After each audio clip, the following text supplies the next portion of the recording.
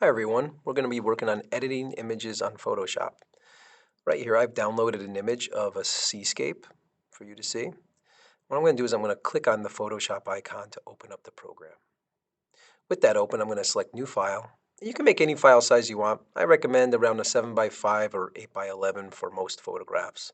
And we'll have it at 300 dpi for good quality and hit Create. Here's your image.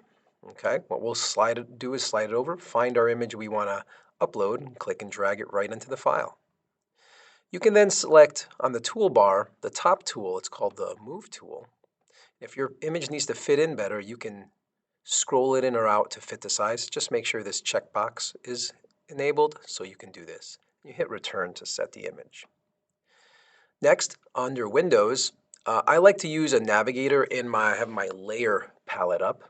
These allow you to click off your image when you don't want to see it, also do some modifications, and the navigator allows you to zoom in and zoom out at your preference when working around your project.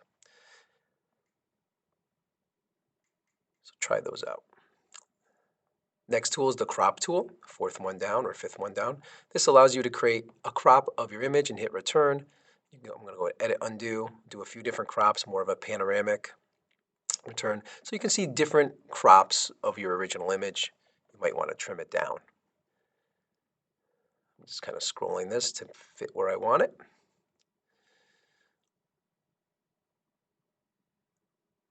Under the image drop-down bar, you have a lot of options for image rotation, but under adjustments, the first section has a lot of tools to adjust the exposure of your image. So this one's called brightness and contrast. It gives you some simplistic functions to darken and lighten areas of your whole photograph. The next one is levels. Levels controls the shadows, highlights, and midtones. You can drag those bars to alter the effects of different lighting exposures to enhance or make your areas more subtle. Third one down, curves tool.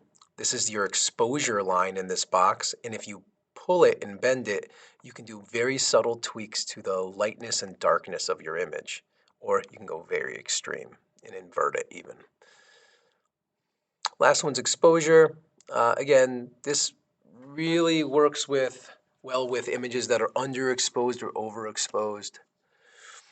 Next section is working with color.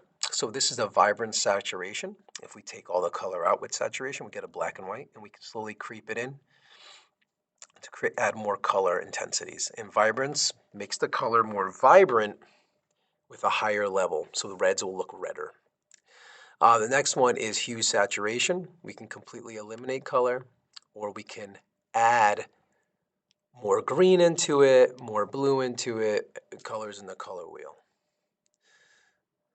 Additionally, we can deplete it of certain colors. So if I took out red and I took out green, I'm going to get more of a purplish blue photo. So if I'm eliminating certain colors, it totally changes the personality of the image.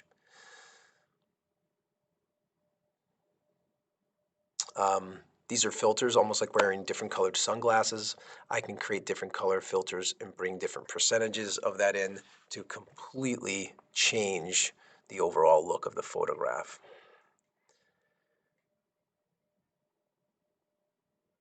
This is posterize. You might want to create a graphic effect to it. You see this a lot in t-shirt designs. You could do that as well. I'm going to make a copy. That's what I just did when I dragged to a new layer. And I'm going to shut off my original photograph. In the copy, I'm going to play with something right here called dodge and burn. In photography, dodge means to lighten an area, and we can do it with pinpoint accuracy. If a window like this pops up, just hit yes to or OK to rasterize it. You can change your brush size with the parentheses or bracket keys, but when I click an area and also alter the exposure range, I can make any area inside my circle brighter with the dodge tool. So every click I do brightens it up. So if I want to make the sunrise a little bit brighter, I can actually soften that up, bring out certain features with lighter tones. And if I switch it to the burn tool, I can do the opposite. I can now focus on making areas darker. So I'm just going to zoom in over here. I'm going to slowly start making the background land line there a little bit darker for higher contrast. Might even also work into some of the darker clouds and start to bring those a little darker. Just basically creating more contrast in the scene. I'm going to swipe a little, almost like a brush stroke. So I'm not adding paint, I'm just making the colors that actually exist get brighter or darker in a more natural way.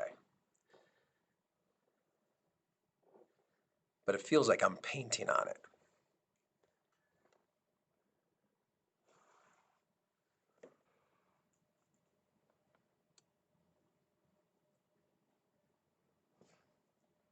Practice these techniques to help you try some different effects. You can see how the original looks a lot different than the edited one just by turning one on and off. As we go into the next step, I'm going to go back to the original image and I'm going to try filters. So if I go to filters and I hit filter gallery, what happens, I'm going to zoom back. You can try a host of different drop-down menus and also adjustment sliders. So try different types of visual filters that can enhance and portray effects on your images in new and exciting ways. Some will definitely take away and not look very interesting. But it's good for you to kind of navigate through what is available with some of these filter features.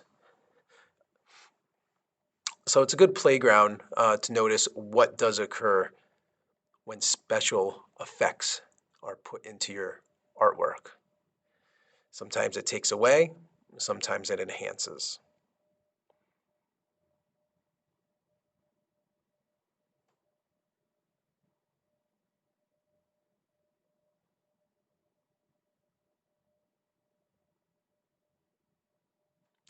You'll notice that a lot of imagery that is used in social media, certain types of apps use filters for different effects.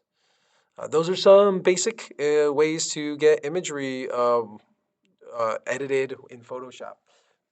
Make sure that if you want to save your images, you go to Save As. You can transition it into a JPEG and make the image quality what you want. Thank you.